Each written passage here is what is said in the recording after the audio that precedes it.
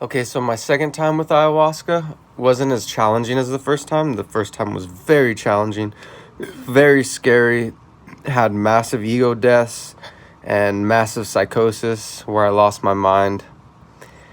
And so the second trip I went on, right off the bat, once I drank it, I looked down at my hands and I looked down at my arms, and I had fur on my arms and my hands had turned into paws. And then after that, I looked around in the room and everyone in the teepee had turned into wolves. And I was like, oh man, this is why I'm so depressed. Is because I used to be a wolf in my past life, and I just miss my wolf tribe. And I miss running with my wolf people and hunting and all that.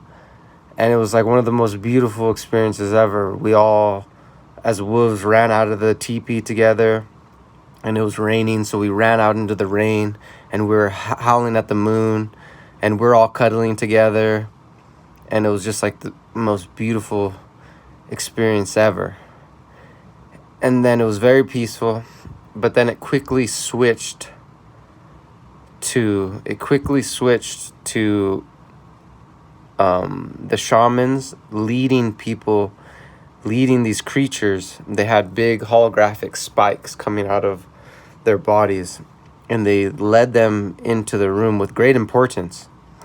And then they started holding down my wolves and my friends, and they started operating on them with the big holographic spikes that were sticking out of them. They would reach into them, and my friends would shake and sweat and go, I can't handle it.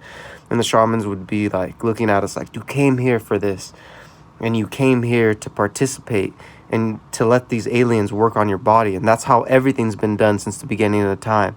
That's how cancer has been cured. That's how we've went to the moon. That's how great accomplishments in the scientific fields and all fields have been completed, is because we let these aliens work on our bodies and let them do these crazy things to us.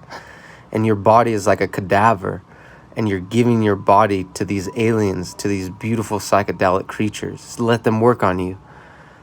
And I was in shock almost, and then they worked on me, and I tried to let them work on me as long as I could. And it was painful and uncomfortable and really, really scary.